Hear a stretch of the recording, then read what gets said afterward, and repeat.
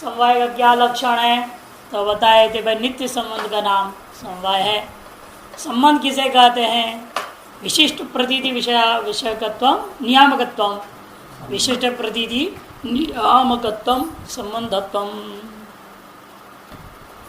एक वस्तु जब दूसरे वस्तु से विशिष्ट हो जाता है, तादृश विशिष्ट प्रतीति का नियामक जो है उसका नाम संबंध। जैसे रूपी घटः आपने बोला, रूप से विशिष्ट घट है, घट में रूप है इसलिए रूप वाला घड़ा है, तो उसको रूपी घट हम कहते हैं। तो रूप से विशिष्ट जो घट है, तादृश रूप और घट का परस्पर वैशिष्ट्यता जो हमारे अनुभव में आ रहा है, उस वैशिष्ट्य प्रतीति का नियामक जो रूप और घट का बीच में एक नियमित रूप से विशिष्ट प्रतीति का कारणीभूत जो वस्तु है उसका नाम संबंध है। केवल गुणगुणी में ही नहीं, इन पांच में ही नहीं, संबंध किसमें भी हो सकता है ना। द्वयोर अंगुलियोर संयोग, अब ये दो अंगुलियों का संयोग है, एकस्य अंगुले है अपरस्य अंगुले है, परस्पर वैशिष्ट्य प्रतीति कीदृक द्वित्वात्मक प्रतीति हो रहा है। तादृश दोनों को लेकर के होता हुआ द्वित्वात्मक जो वैशिष्ट्य प्रतीति का पीछे जो कारणीभूत नियामक वस्तु का नाम ही संबंध है। और वह संबंध कहीं संयोग हो सकता है, कहीं समवाय, कहीं स्वरूप, कहीं तादात्म्य, कहीं परंपरा संबंध, प्रतियोगिता संबंध, अनियोगिता संबंध, अनेकों संबंध, सामानाधिकरण संबंध भी आपने देखा। तो अनेकों प्रकार के संबंध हो सकते हैं। लेकिन कोई भी संबंध हम मानते हैं तो वह संबंध का मतलब है कि वह दो वस्तुओं का परस्पर वैशिष्ट्य प्रतीति का कारण को बताता है। ये दो वस्तु परस्पर विशिष्ट क्यों है? क्योंकि इन दोनों के बीच में अमुक संबंध है, ये आप कहेंगे। चाहे वह संयोग है, समवाय है, स्वरूप है, तादात्म्य कोई, इसलिए विशिष्ट प्रतीति का जो नियामक है उसका नाम संबंध। और वह यदि नित्य है तो उसका नाम समवाय है। और बाकी जितने भी संबंध है वो सब अनित्य संबंध, संयोग, स्वरूप, तादात्म्य सारे अनित्य संबंध।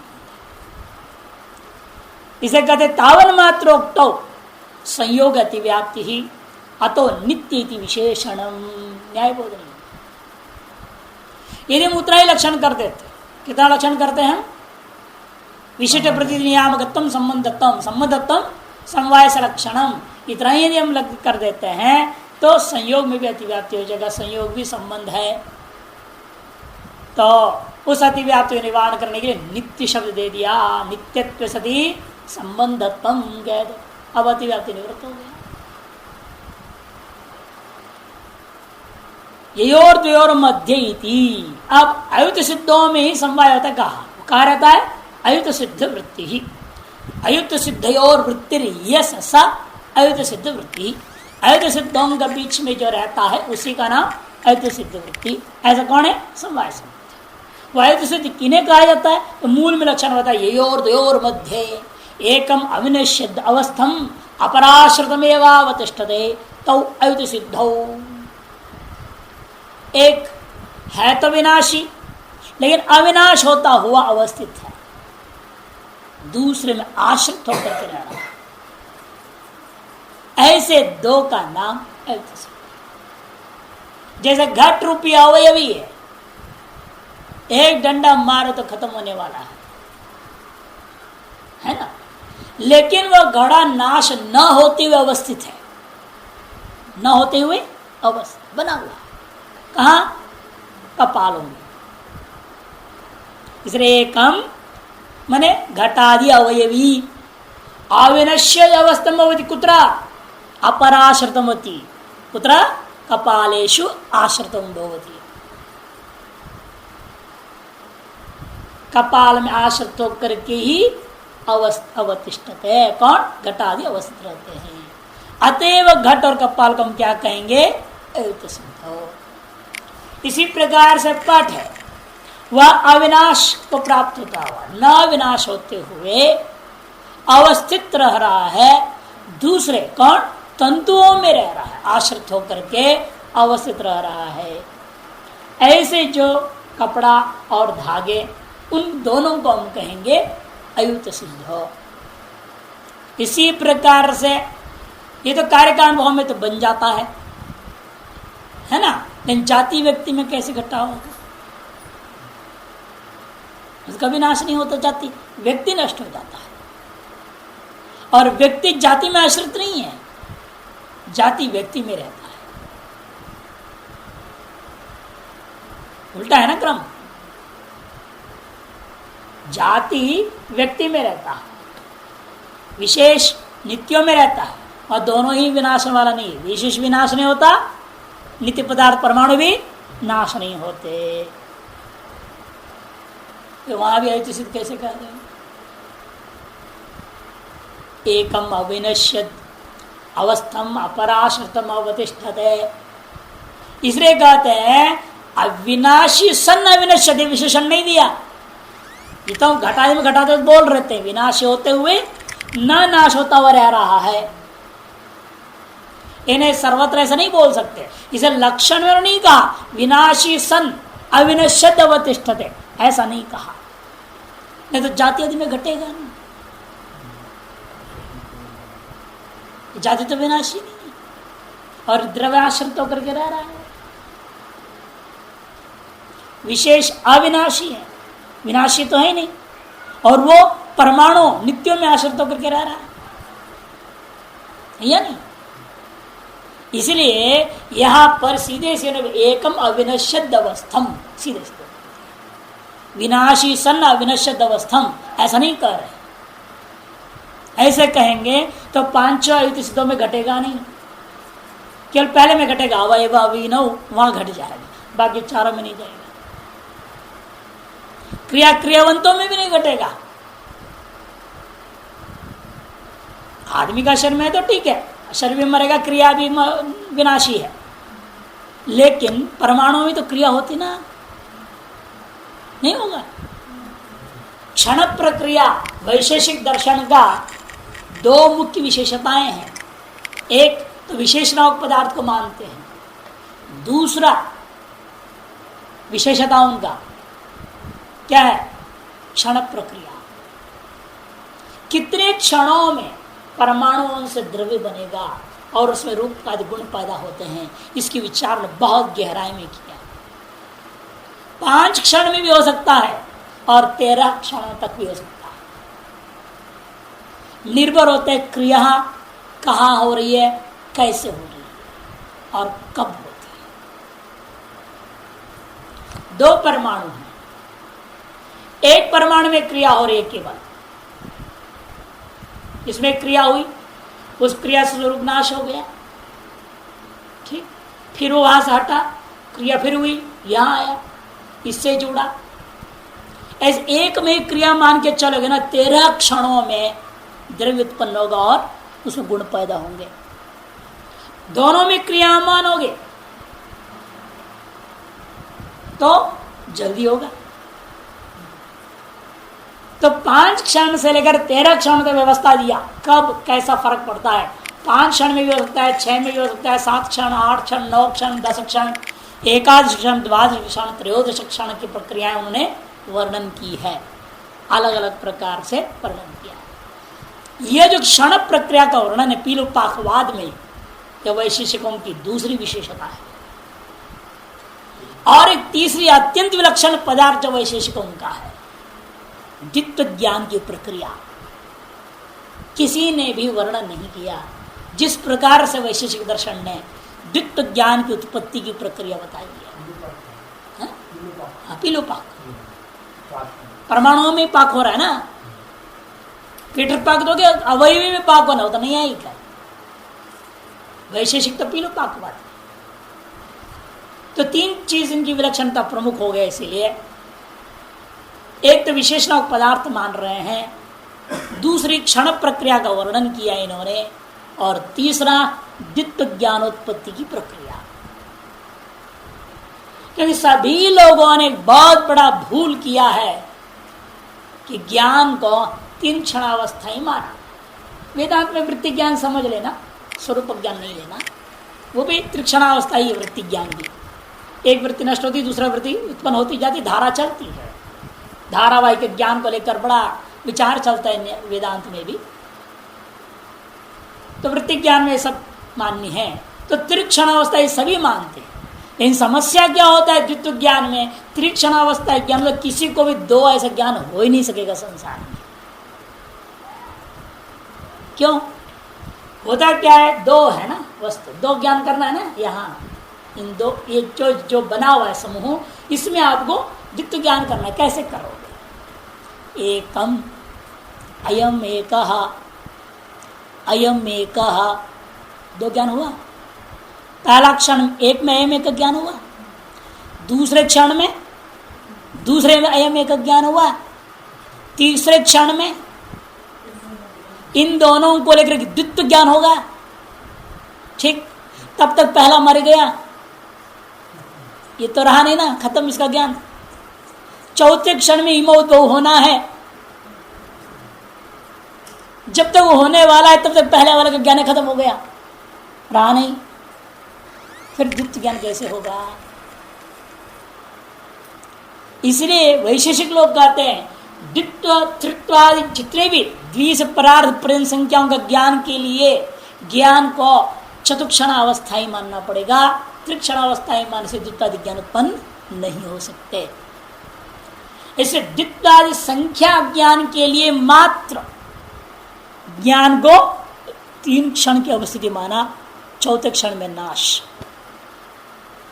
बाकी सभी ज्ञान 2 क्षण होकर तीसरे क्षण में नष्ट हो जाते हैं। यह भी विलक्षणता वैशेषिकों की पहचान देन, और जिसका जो देन उसे स्वीकार करने में हमें कोई हिचकिचाहट नहीं है। क्योंकि पदार्थगत संसारगत अनित्यत्व का निश्चय करने के लिए यह सब जरूरी है। त्रिगुणात्मक जगत और गुण का स्वभाव चलम कह दिया।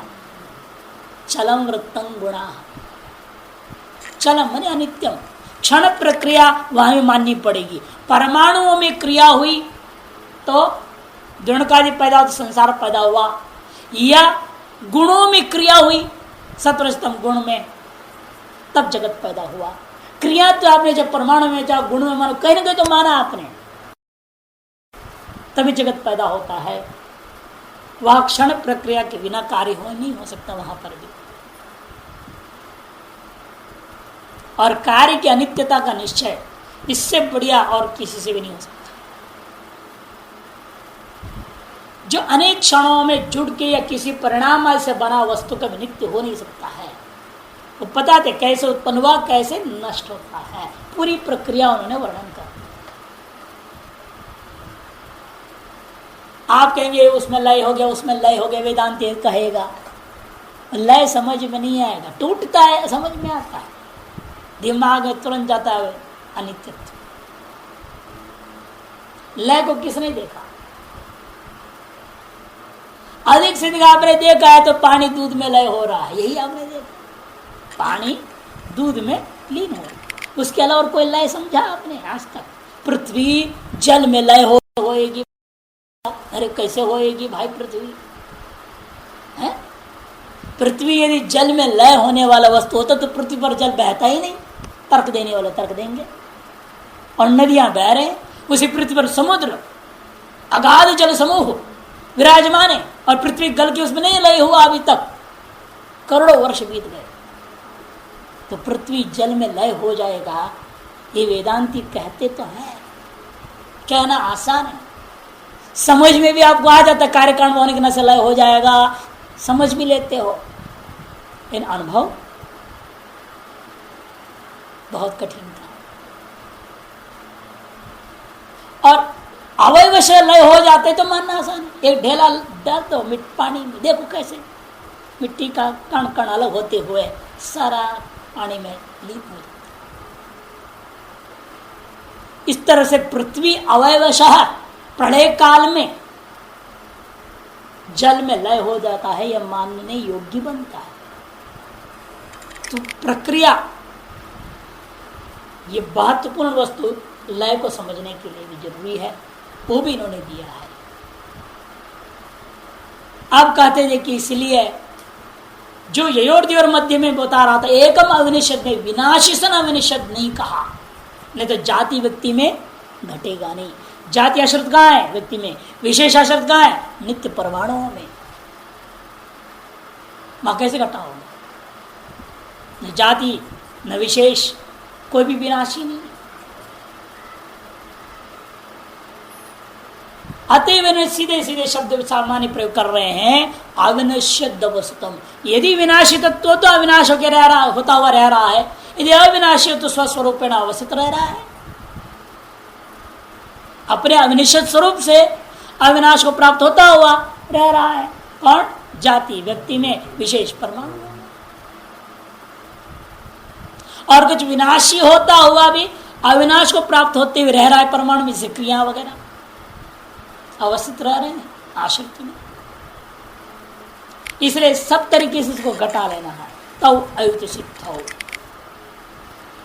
यनिष्ठ काल निरूपित आधेयता सामान्यम यदवच्छिन्न तद उभय अन्यतरत्वम अयुत सिद्धत्व इत्यर्थः।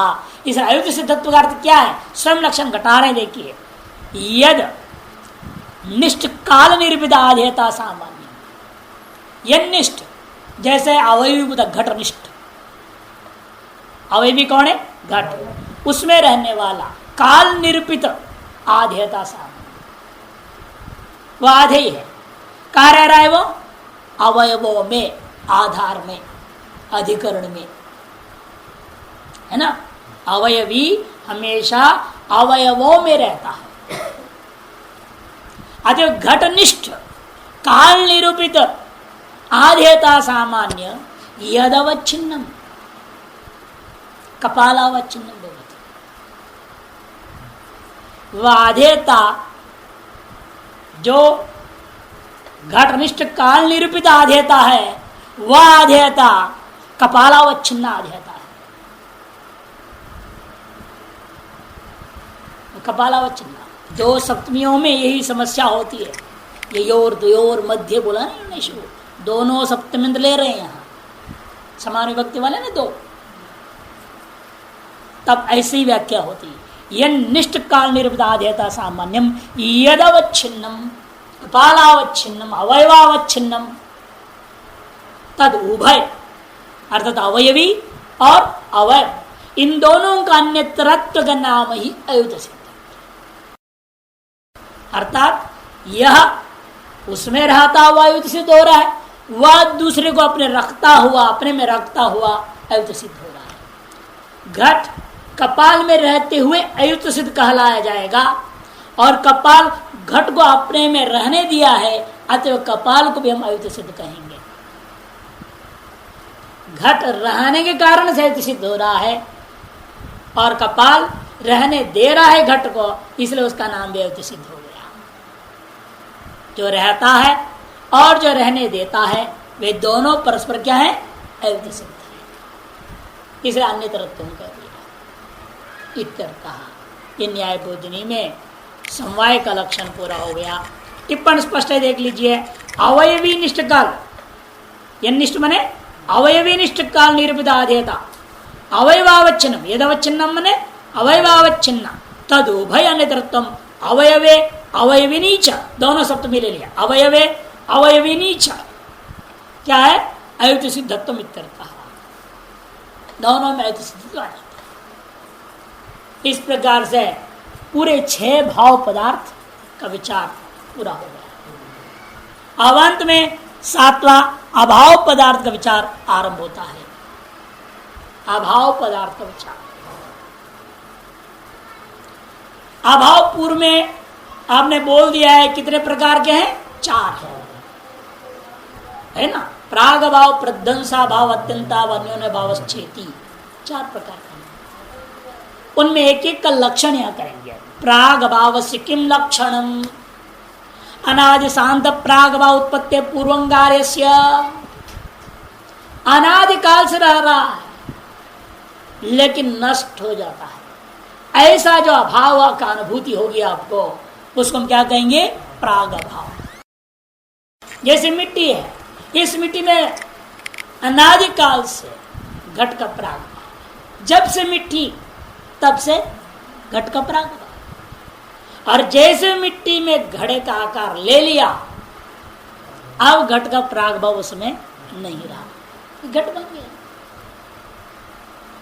इसलिए कार्यभूता घट का उत्पत्ति के क्षण का पूर्व क्षण तक वह कार्य का अपने समवाय कारण में जो अभाव की अनुभूति होती है, उसका नाम प्राग भाव। हमेशा प्राग भाव स्व प्रतियोगी समवाय कारण में रहता है। इस घट प्राग भाव है, घट प्राग भाव का प्रतियोगी कौन है? घट। घट प्राग भाव का प्रतियोगी घट है, और घट का समवाय कारण कौन है? कपाल। तो उस कपाल में घट का प्राग भाव रहता, और कपाल का प्राग भाव पिंड में, पिंड का प्राग भाव मृत्तिका में। इस प्रकार से घट प्राग भाव मृत्तिका में आ जाता है, कि मृत्तिका इसका वास्तविक समवाय कारण है। उत्पत्ति है पूर्वम कार्यस्य। यहां न्याय बोधिकार मौन है, कुछ नहीं बोलते हैं। प्राग भावम लक्ष्यति, इसलिए परिकृत में थोड़ा देख लीजिएगा। घटादि वारणा प्रथम दलम, अनादि क्यों कहा? केवल हम शांत कह देते, घट भी क्या है? शांत है ना, नाशवान है, वो भी नष्ट हो जाता है, अंत वाला है, तो घट में अतिव्याप्ति हो जाएगी। आप लक्षण कर रहे किसका?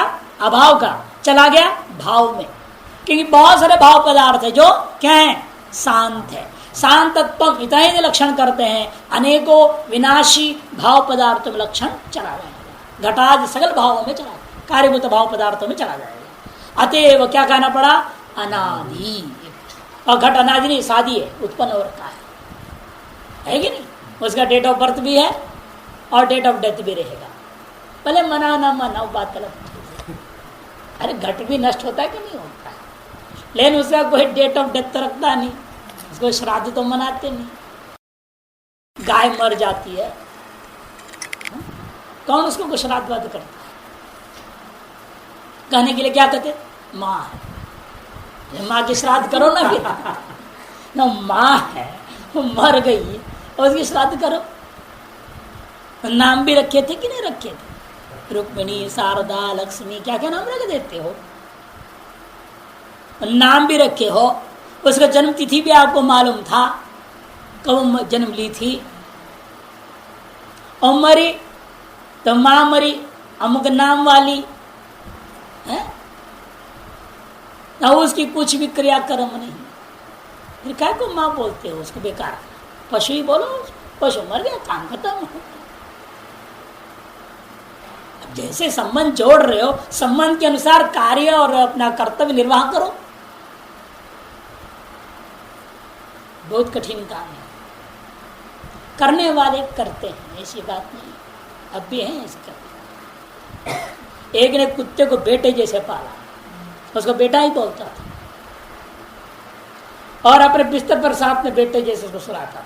जो मरा हमने अपने आंखों से देखा, उसकी शव यात्रा निकाला उसने, जैसे पुत्र का शव यात्रा होता, और से पूरी कर्म कांड करा 13 दिन तक। बड़ा भंडारा किया, वैकुंठ समाराधना बोलते हो, किया सब। बाद में पता नहीं वार्षिक श्राद्ध कर रहा है कि नहीं कर रहा है, वही गलत। लेकिन 13वीं तक तो हमने अपने आंखों से देखा उसे सारे श्राद्ध कर्म किए। कुत्ते को पुत्र मानने से उसने अपना दायित्व समझा, पुत्र मरा है, मेरा कर्तव्य जो करना सब करूंगा। ऐसे हैं दुनिया में भी बच्चे। तो उत्पत्ति पूर्व कार्यस्य, अति अनादि कह दो तो दोष खत्म हो जाएगा। परमाणु वारणा है, फिर अनादित्व इतना लक्षण कर दीजिए प्रागभाव, जो अनादि है उसका नाम प्राग भाव है। तो परमाणु भी अनादि है, क्या है वो भाव है, अभाव रूपा नहीं है। इसलिए अनादित्व इतना ही लक्षण करता हूं, परमाणुवादी नित्य भाव पदार्थों में लक्षण चला जाएगा। अतएव क्या कहना पड़ा, शांत विशेषण भी देना पड़ा। केवल शांत तो कहूंगा तो अनित्य भाव पदार्थ में अतिव्याप्ति, केवल अनादि कहूंगा तो नित्य भाव पदार्थ में अतिव्याप्ति। अतएव अनादि शांत दोनों शब्द देना जरूरी हो गया। और यह प्रभाव कब किस काल में रहता है, कद उत्पत्ति पुरुष कार्य से उत्पत्ति प्राग स्व प्रतियोगी समवायी कारणे वर्तते। स्पष्ट बोलते देखिए, स्व प्रतियोगी समवायी कारणे वर्तते। हमेशा कोई भी वस्तु का प्राग भाव आप लेते हैं, उस वस्तु का प्राग को कहां देखोगे आप, उसी का समय कारण मिलेगा। उस अभाव का जो प्रतियोगी है, उस प्रतियोगी का समय कारण में आपको वह अभाव मिलेगा। घट प्राग भाव का प्रतियोगी है घट, उस घट का समवाय कारण है कपाल, तो कपालों में ही घट का प्राग भाव घटोत्पत्ति के पूर्व तक रहेगा। घटोत्पत्ति का पूर्व क्षण तक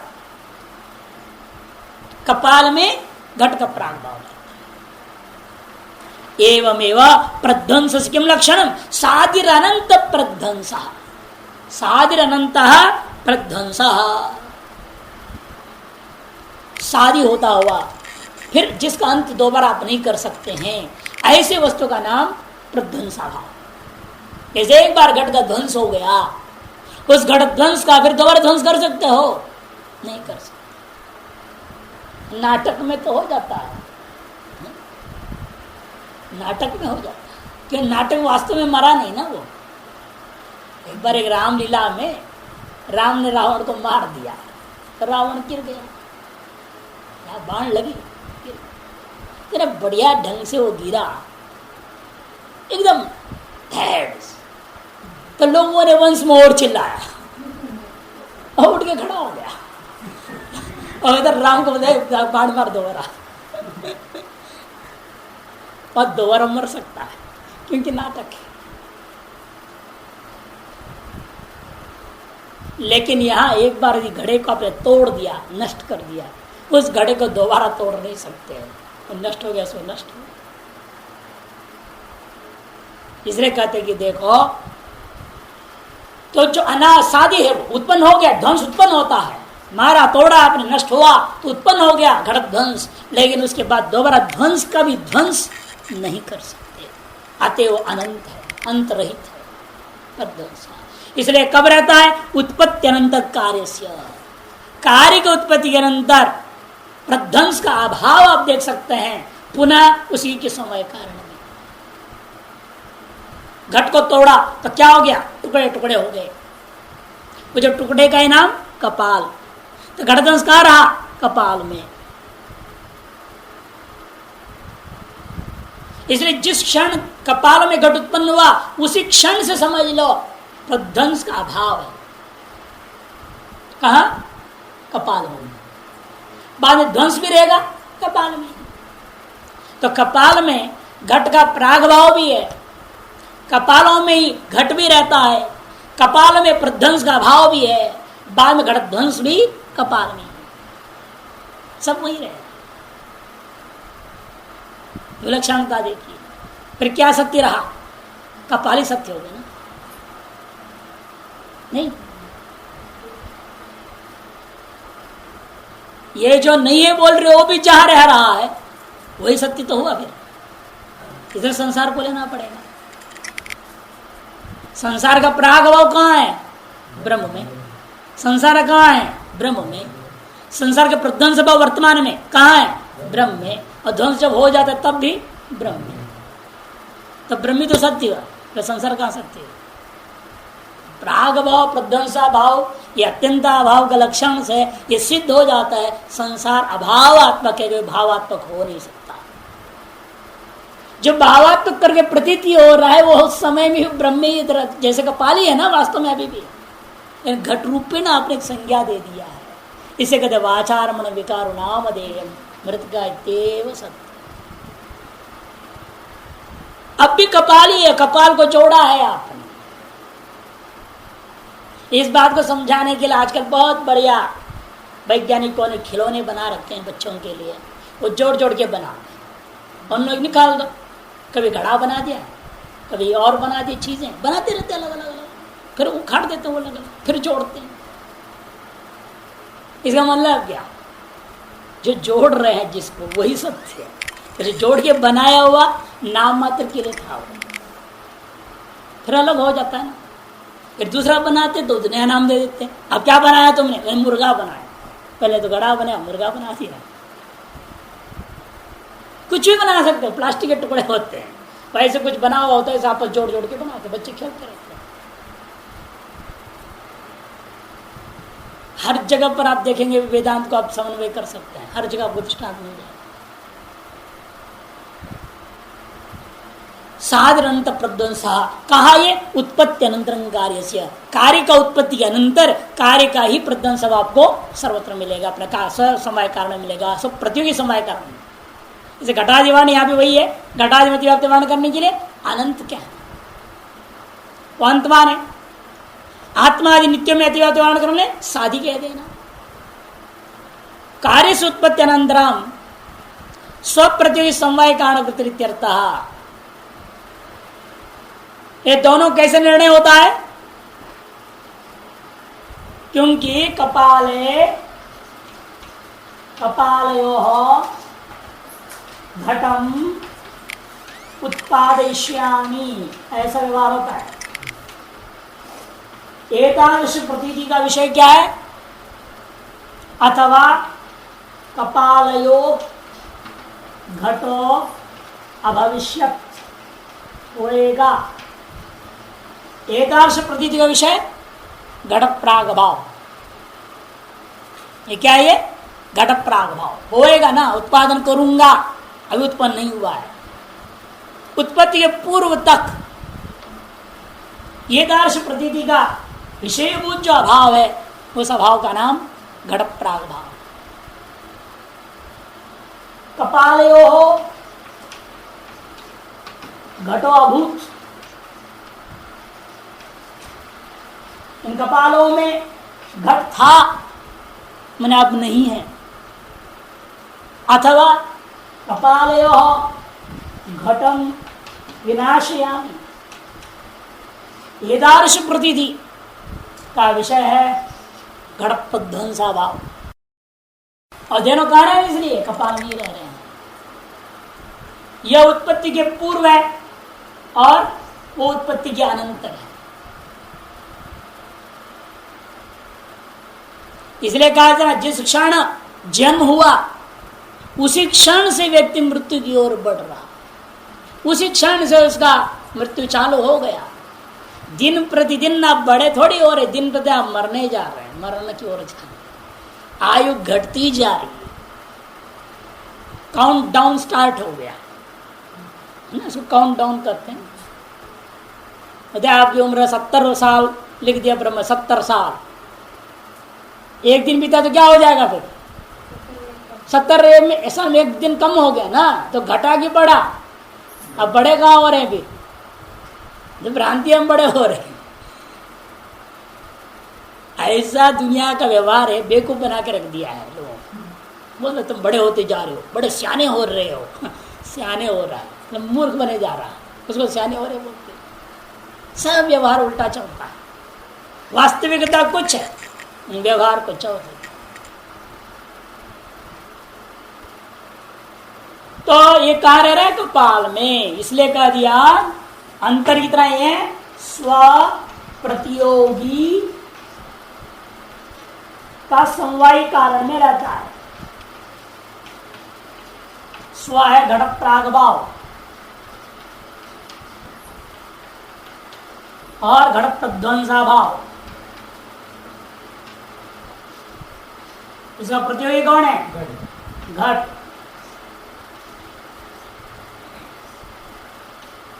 समवाय कारण है कपाल। लेकिन इतना अंतर है, ये उत्पत्ति के पूर्व और उत्पत्ति के पश्चात, इतना ही अंतर है। अब आता है अत्यंताभाव। त्रैकालिक संसर्गावच्छिन्न प्रतियोगिता को अत्यंता भाव यथा भूतले घटो नास्ती। त्रैकालिक संसर्गावच्छिन्न या त्रैकालिक शब्द के स्वरूप कथन, लक्षण कोटि में कोई जरूरत नहीं इसको रखने की, क्योंकि इसलिए शब्द प्रयोग कर दिया त्रैकालिक, क्योंकि ये सब कब रह रहे हैं, एक काल में नहीं है ना। उत्पत्ति के पहले रहता है, बाद में नहीं रहता। ये उत्पत्ति के पहले नहीं था, बाद में केवल रह रहा है, प्रध्वंस भाव। और अत्यंत भाव उत्पत्ति के पहले भी है, उत्पत्ति समय में भी है, उत्पत्ति के बाद में। इसलिए इसको त्रैकालिक कह दिया। ये सब एककालिक है ये नहीं, या तो पूर्वकालिक है या तो उत्तरकालिक है। और एक ऐसा है पूर्व, उत्तर, वर्तमान, तीनों कालिक है। इसलिए पूर्व वर्णित दो अभावों की अपेक्षा से शब्द प्रयोग कर दिया त्रैकालिक। इस लक्षण कोटि में इसकी कोई जरूरत नहीं। लक्षण इतना ही है, संसर्गावच्छिन्न प्रतियोगिता का अभाव अत्यंत अभाव। संसर्गावच्छिन्न प्रतियोगिता का जो अभाव होता है उसका नाम अत्यंत अभाव। जैसे भूतले घटो नास्ति, भूतले घटो नास्ति, भूतल में घट नहीं है। कैसे? संयोग संबंध से नहीं है ना। भूतल में यदि घट होता तो किस संबंध से होता? संयोग संबंध से। आते हुए समय हम घट नहीं दिखाई दे रहा, इसका मतलब वर्तमान भूतल में घट संयोग संबंध से नहीं है, अर्थात भूतल में घट का अत्यंत अभाव। देखिए अत्यंत अभाव निरूपयति त्रैकालिक न्यायपूर्ति प्राग भाव अप्रतियोगित्वे सति ध्वंस अप्रतियोगित्वे सति अन्योन्याभाव भिन्नत्वे सति अभावत्वम अत्यंताभावस्य लक्षण। प्राग भाव का अप्रतियोगी हो, प्रध्वंसा भाव का अप्रतियोगी हो और अन्योन्याभाव से भिन्न हो, ऐसे अभाव का नाम अत्यंताभाव है।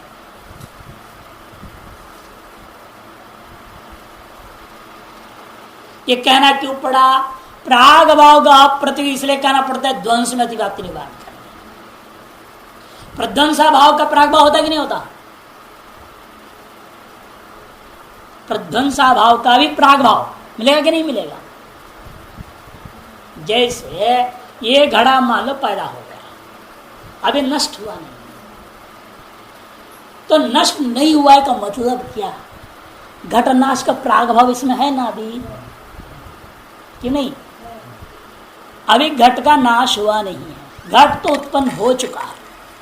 अच्छा घट का प्राग भाव नहीं है इस समय, तो घट पैदा हो गया है ना, किंतु अभी घट का ध्वंस भी नहीं हुआ है। फिर क्या है इस समय? घट ध्वंस का प्राग भाव है। तादृश घट ध्वंस प्राग भाव का प्रतियोगी कौन होगा? घट ध्वंस होगा कि नहीं होगा? इसे प्राग भाव का प्रतियोगी कौन हो जाता है? ध्वंस। इसलिए क्या कहना पड़ेगा? प्राग भाव का अप्रतियोगी कह दो लक्षण में, तो प्रध्वंस भाव में अतिव्याप्ति निवृत्त हो गया। क्योंकि लक्षण आप कहेंगे अभावत्वम, इतना ही हिस्सा पहले रखो, इतना लक्षण रखोगे अभावत्वम, इतना ही लक्षण रखना पहला। ये भी जरूरत क्या है बोलने की? इतना भी लक्षण करने की क्या जरूरत है? अभावत्वम तो बाद में विचार कर, पहले इतना लक्षण मान के चलिए अभावत्व, इतना ही लक्षण। इसका परिकृत बाद में करेंगे, पहले इसके विशेषणों का विचार करेंगे। यदि अभावत्व हम कहेंगे तो प्रध्वंस भाव में अतिव्याप्ति हो जाएगी, प्राग भाव में अतिव्याप्ति हो जाएगा, अन्योन्य भाव सभी में अभावत्व है या नहीं? प्राग भाव भी अभावत्व है, प्राग भाव में भी अभावत्व है, प्रध्वंस भाव में भी अभावत्व है, अन्योन्य भाव में भी अभावत्व है। लक्षण कर रहे हैं आप अत्यंत भाव का, चला जा रहा है अन्य भावों में। इसलिए क्या विशेषण देना पड़ा हमको? सबसे पहला विशेषण दिया अन्योन्य भाव।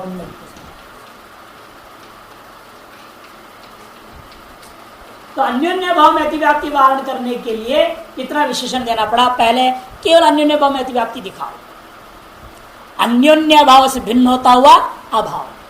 अन्योन्य भाव से भिन्न होता भाव कौन हो जाएगा? प्राग भाव हो जाएगा। और प्रध्वंस भाव, दो चीजें हैं, प्राग भाव और प्रध्वंसा भाव। से प्राग में व्याप्ति निवारण करने क्या करना पड़ेगा हमको? प्राग भाव का ध्वंस होता है कि नहीं होता है? प्राग भाव का, जैसे मिट्टी में घट का प्राग भाव होता है, जैसे घट पैदा हुआ तो क्या हो गया? प्राग भाव का ध्वंस हो गया। इसलिए प्राग भाव हमेशा क्या होता है? ध्वंस का प्रतियोगी होता है। लक्षण में क्या दोगे? अतिव्याप्ति निवारण करने, ध्वंस अप्रतियोगी विशेषण दे दो, है या नहीं? ध्वंस का अप्रतियोगी। ऐसे करने से लक्षण कहा गया? नहीं जा रहा है, प्राग भाव में अतिव्याप्ति निवृत्त हो गया। अत्यंताभाव भिन्नत्वे सति, अभाव भिन्नत्वे सति, ऐसा विशेषण देने से क्या हो जाता है? अन्योन्य भाव में अतिव्याप्ति निवृत्त हो गया। और ऐसा विशेषण देने से प्राग भाव में अतिव्याप्ति निवृत्त हो गया। लेकिन फिर भी जो ध्वंस का अप्रतियोगी होता हुआ, अन्योन्य भाव से भिन्न होता हुआ अभाव करने से प्रध्वंस भाव आएगा। कि ध्वंस का ध्वंस होता नहीं, ध्वंस का ध्वंस नहीं होता, अतएव ध्वंस का अप्रतियोगी ध्वंस है कि नहीं? घट का ध्वंस होता है, अतएव ध्वंस का प्रतियोगी कौन हो गया? घट हो गया। और ध्वंस का ध्वंस नहीं होता, अतः ध्वंस का ध्वंस क्या है? प्रतियोगी नहीं है। तो ध्वंस अप्रतियोगी करने से क्या चला जाएगा? लक्षण ध्वंस में चला जाएगा। उसमें अतिव्याप्ति निवारण करने के लिए क्या करना पड़ा? प्राग भाव अप्रतियोगी। यह है ध्वंस में अतिव्याप्ति निवारण करने के लिए, यह है प्राग भाव में अतिव्याप्ति निवारण करने के लिए। और पहला वाला जो दिया यह है अन्योन्य भाव में अतिव्याप्ति निवारण। ठीक हो गया कि नहीं हो गया? तीनों विशेषण। अब कहूंगा फिर ये विशेषण जो रखा आपने, इसको रखने की जरूरत क्या? हटाओ इसको। भिन्नत्वे, भिन्नत्वम इतना लक्षण कर, भिन्नत्वम प्राग भाव अप्रतियोगित्वे सति, ध्वंस अप्रतियोगित्वे सति, अन्योन्य भाव भिन्नत्व, इतना लक्षण कर दो, अत्यंत भाव में चला जाएगा। लेकिन केवल अत्यंत भाव में नहीं जाएगा, नित्य पदार्थ में चला जाएगा। जितने भी नित्य पदार्थ क्या है? वे ध्वंस का भी अप्रतियोगी है, प्राग भाव का भी अप्रतियोगी है। कि नित्यों का न प्राग भाव होता है, न नित्यों का ध्वंस होता है। इसलिए आकाश काल का आत्मा क्या है? ध्वंस का अप्रतियोगी है, प्राग भाव का अप्रतियोगी है, अन्योन्य भाव से भिन्न भी है। क्यों? भाव पदार्थ है, अन्योन्य भाव से भिन्न भी है। अतः आकाशादि में अतिव्याप्ति निवारण करने क्या कहना पड़ेगा? अंत में अभावत्वम विशेषण। अब चारों हिस्सा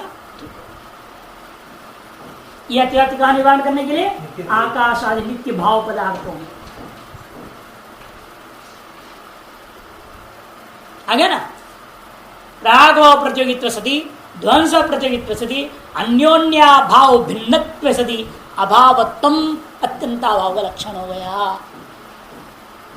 प्रतियोगित्वे सति, ध्वंस प्रतियोगित्वे सति, अन्योन्य भाव भिन्नत्वे सति, अभावत्वम अन्योन्य भावस्य।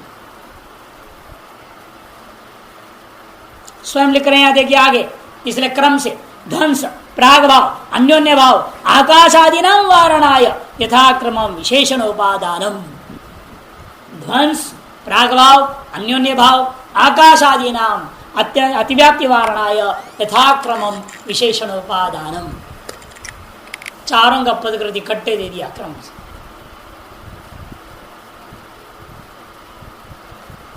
वस्तुतस्तु इतना लंबा चौड़ा लक्षण करने की कोई जरूरत नहीं। वस्तुतस्तु संसर्गा भावत्तम तादात्म्य संबंधावच्छन प्रतुता का भावत्तम वा लक्षण, इतना ही लक्षण। संसर्ग भावत्तम अत्यंत आवश्यक लक्षण कि प्रध्वंस भाव में भी संसर्ग भाव नहीं है, प्राग भाव भी संसर्ग भाव नहीं, अन्योन्य भाव भी संसर्ग भाव नहीं। प्राग भाव, प्रध्वंस भाव, अन्योन्य भाव तीनों ही संसर्गात्मक भाव नहीं है।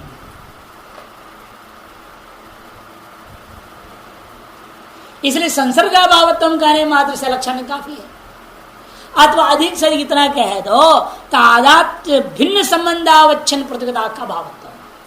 तादात्म्य संबंध से भिन्न संबंधावच्छिन्न जो प्रतियोगिता का भाव है उसका नाम अत्यंत भाव है। तो तादात्म्य संबंधावच्छिन्न कौन होता है? हमेशा अन्योन्य भाव। अन्योन्य भाव सदा तादात्म्य संबंधावच्छिन्न होता है। उसमें अत्यंत निवारण करने से अन्य दोनों भी अत्यंत स्वतः ही समाप्त हो गया।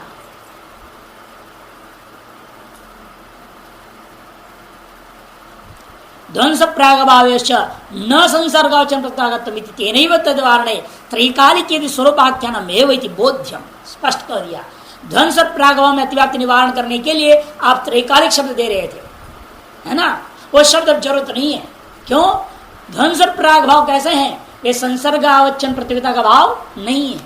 अतः संसर्गावचन प्रतियोगिता भाव कहने से ही प्रागभाव प्रध्वंसों में अतिव्याप्ति निवारण हो जाएगा। अतः तेनैव तद्वारणे त्रैकालिकेति स्वरूपाख्यानम एवं त्रैकालिक जो विशेषण दिया वह केवल स्वरूपाख्यान पर मात्र है इति बोध्यम, ऐसा समझना चाहिए। इस प्रकार अन्योन्य भाव का भी विचार पूरा होता है। नहीं, अत्यंत भाव का विचार, अत्यंत भाव का विचार पूरा हो गया। अब अंतिम अभाव आ रहा है अन्योन्य भाव। अन्योन्य भाव का लक्षण बता रहे हैं। तादात्म्य संबंधावच्छिन्न प्रतियोगिता को अन्योन्य भाव यथा घटः पटो न इति। तादात्म्य संबंधावच्छिन्न, तादात्म्य संबंध का अर्थ क्या? तस्य आत्मा इति तदात्मा, तदात्मनः भावः, तदात्मनो भावः इति तादात्म्यम्। शय प्रत्यय होता है। भाव अर्थ में क्या होता है? भाव अर्थ में शय प्रत्यय हुआ। तस्य भावस्तु तलौ के अधिकार में गुणवचन ब्राह्मण आदिभ्यो शय सूत्र होता है, उसे शय प्रत्यय होता है। ब्राह्मण्यम ये सब बनता है। घट रूपेण घट, घट तो होता है किंतु घट रूपेण घट पट नहीं होता। घट रूपेण घट घट है किंतु घट रूपेण घट पट नहीं होता। एवं पट रूपेण पट पट है किंतु पट रूपेण पट कभी घट नहीं हो जाता। इसको कहते तादात्म्य। तस्य आत्मा, आत्मा में स्वरूपम। कोई भी चीज है, दृष्टांत में क्या है? घट है, इसलिए घटस्य यत् स्वरूपम। घट का जो अपना स्वरूप है उसको बोलते हैं घट स्वरूपम। घट तदात्मा ने घट स्वरूपम। तस्य भावः घटत्वम्, तादात्म्य ने घटत्वम्। अर्थात घटत्वेन घटः पटो भवितुं नार्हति। ऐसा बोलने का नाम तादात्म्य संबंधावच्छिन्न प्रतियोगिता। घटान्योन्य भाव पट में। ऐसे ही उल्टा ले लेंगे हम, तादात्म्य संबंधावच्छिन्न प्रतियोगिता पटान्योन्य भाव घट में। क्योंकि जिस प्रकार से घटत्व ने घट पट नहीं हो सकता, हम उल्टा ही बोल सकता हूं पटत्व ने पट कभी घट नहीं हो सकता। तो इसका अन्योन्य भाव उसमें, उसका अन्योन्य भाव इसमें। तादात्म्य संबंधावच्छिन्न प्रतियोगिता, इसलिए कहते हैं तादात्म्य संबंधावच्छिन्न। इसका लक्षण क्या है? तादात्म्य संबंध का लक्षण भी लिख लीजिए। तादात्म्य संबंध कहते हैं भिन्नत्व सति अभिन्न सत्ताकत्वम। भिन्नत्व सति अभिन्न सत्ताकत्व रूपम तादात्म्य। तादृश तादात्म्य को आपने संबंध रूपेण कल्पना कर लिया, इसका हम तादात्म्य है। इस तादात्म्य को क्या प्रेम माना? एक संबंध रूपेण स्वीकार कर लिया। उसको हम क्या कहा था? तादात्म्य संबंध। वो भिन्न होते हुए भी अभिन्न सत्ता वाला है, यह कथन करने का नाम तादात्म्य, तस्य आत्मा। इसके घटत्व तो क्या है, घट से भिन्न है, फिर भी अभिन्न सत्ता वाला। घट को छोड़कर घटत्व तो कहां रहेगा, रह सकता है कहीं अन्यत्र? मनुष्यत्व मनुष्य को छोड़कर कहां जाएगा, कहीं अन्यत्र तो रह नहीं सकता। लेकिन मनुष्य तो मनुष्य भिन्न है, क्योंकि मनुष्य का मरने के बाद मनुष्यत्व नाम का जिस व्यवहार में रहता है। जाति तो रहेगा ना, जाति तो नित्य है। क्या नित्य? नित्य। व्यक्ति नष्ट हो जाए तो व्यक्तिगत जाति विद्यमान, इसलिए कहते हैं यहाँ वो भिन्न होता हुआ भी अभिन्न सत्ता वाला जो वस्तु, उसी का नाम तादा। मनुष्य ने कभी खत्म हो ही नहीं सकता, जो असंभव की परिकल्पना करके फायदा क्या है? कोई कहे वेदांत में आकर ब्रह्म नष्ट हो जाएगा तो क्या होगा, मैं भी नष्ट हो जाऊंगा ना, मैं ब्रह्म हूं। नष्ट हो जाएगा तो तुमने लगा दिया तो चौपट हो गया सारा काम, तो हो ही नहीं सकता, खुद ही आपने असंभव बोल दिया। तो देखो योनि भी नहीं हो सकता। 84 लाख योनि में से कोई भी योनि समाप्त नहीं होता, कभी नहीं होता है? आपके लिए अदृश्य हो गया, संसार से लोप नहीं हुआ। आपकी इस परिदृश्यमान जगत से भले लोप हुआ सा दिख रहा है, लेकिन हमारे अनंत ब्रह्मांड है। अनंत ब्रह्मांड में किसी अन्य ब्रह्मांड में अभी है डायनासोरस, क्यों नहीं? इसलिए एक ने बोला हमसे, महाराज क्या जरूरत है, इतना पढ़ते हो, पढ़ाते हो, लफड़ा करते हो, खाओ पियो मस्त सो जाओ, मस्त रहो। नहीं क्यों, मोक्ष कैसे होएगा? अरे कलयुग तक तो जन्म मिलते रहेगा ना, मिलने दो, खूब भंडारा खाते रहेंगे, पूरा कलयुग भंडारा खाते रहेंगे। अब कलयुग जिस दिन खत्म होगा अपने आप सत्युग आएगा, तो उसमें ध्यान ज्ञानी होकर मुक्त हो जाएंगे। मैंने कहा ये भूल में कभी नहीं रहना। अनंत ब्रह्मांड है, यहां कलयुग समाप्त होगा तो कहीं दूसरे जगह कलयुग स्टार्ट होगा, होगा नहीं होगा दूसरे ब्रह्मांड में। तुमको यहां से विदाउट प्रमोशन ट्रांसफर हो जाएगा उस ब्रह्मांड में जहां कलयुग है। डिमोशन हो सकता है, वहां कोई घटिया योनि में भी डाल सकते, तुम यहां कर्म ढंग का नहीं किया है तो। क्या हमारे अनंत ब्रह्मांड का जो संकल्पना है, ऐसे थोड़ी शास्त्रकारों ने कहा है। कहते हैं विदाउट प्रमोशन ट्रांसफर होगा, and there is possibility of demotion transfer.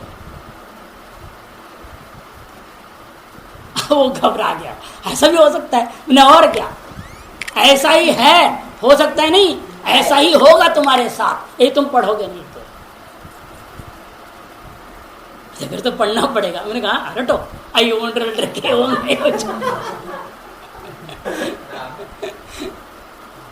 तो पढ़ाओ। महात्मा वैरागी था, पढ़ लिया, अच्छा विद्वान है इस समय। हाँ, प्रेरणा की बात है, पढ़ लिया, अच्छा विद्वान है, पढ़ा रहा है।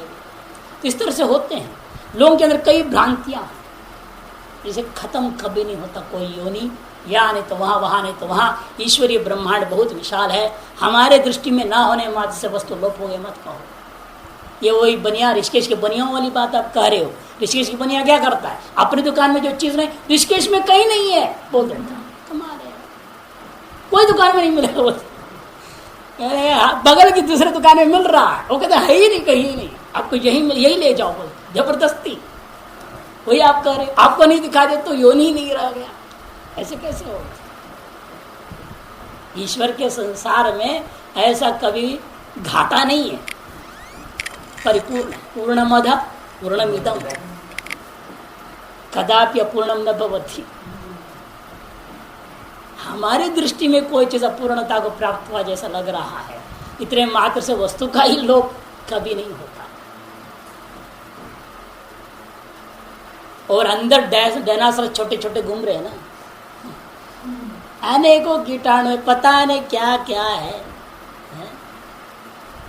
उसके नाम अब दूसरा देते हो, बस इतना ही तो फर्क है। समुद्र में बड़ा डायनासोरस था, यहाँ एक छोटा डायनासोरस है, ऐसा वर्णन अभी विज्ञान ने नहीं किया, इसलिए आप मान नहीं रहे हो। लेकिन है अंदर भी, उस आकार वाले अंदर है, इन्हीं के आकार वाले नहीं है, घूम रहे।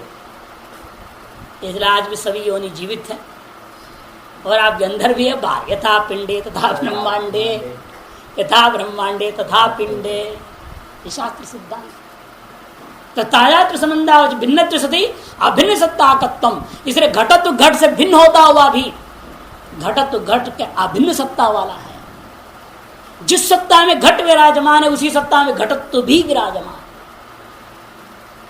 अच्छा, भिन्न सत्य अभिन्न सत्ताकत्व तादात्म्य, तारस तादात्म्य संबंध रूप कल्पना कर दिया और तादात्म्य संबंधावच्छन प्रतियोगिता अन्योन्य भाव या अन्योन्य भाव का लक्षण कर दिया। यथा घट पड़ो न इति।